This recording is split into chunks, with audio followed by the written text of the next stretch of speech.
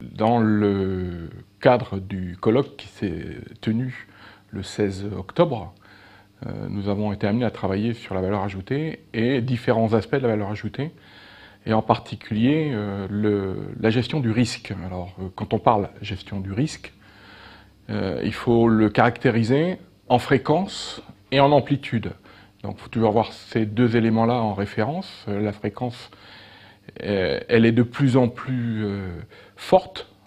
Les aléas marchés de produits comme d'appro et les aléas climatiques renforcent cette fréquence. Et l'amplitude également, puisqu'on voit les variations de prix augmenter d'année en année.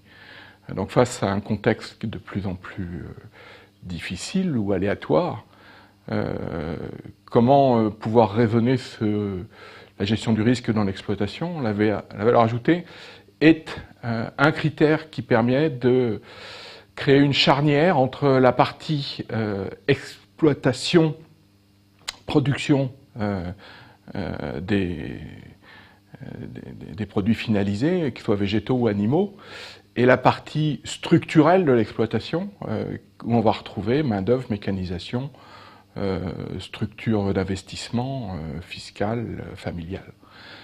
Et donc la valeur ajoutée étant charnière entre ces deux chapitres-là, nous amène à dire que la gestion du risque passe soit par la sécurisation des prix de marché et des prix d'appro, et dans ce cas-là, il faut que cette sécurisation permette d'acquérir une valeur ajoutée qui satisfasse au niveau de structure, soit par la gestion du niveau de structure, d'un niveau structurel suffisamment bas, en main-d'œuvre, mécanisation, famille, etc., pour être gagnant, on va dire 7 années sur 10, face à l'aléa marché en tant que tel.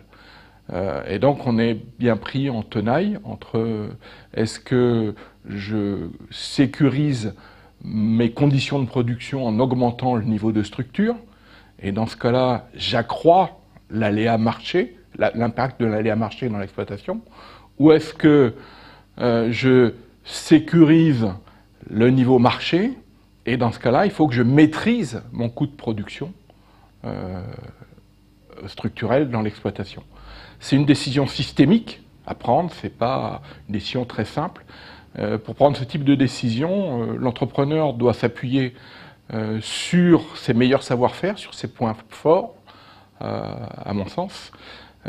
Et s'il cerne des points faibles, il va falloir qu'il se fasse aider pour. Mais c'est un équilibre qui appartient à chacun. Il n'y a pas de règle générale sur cet aspect-là.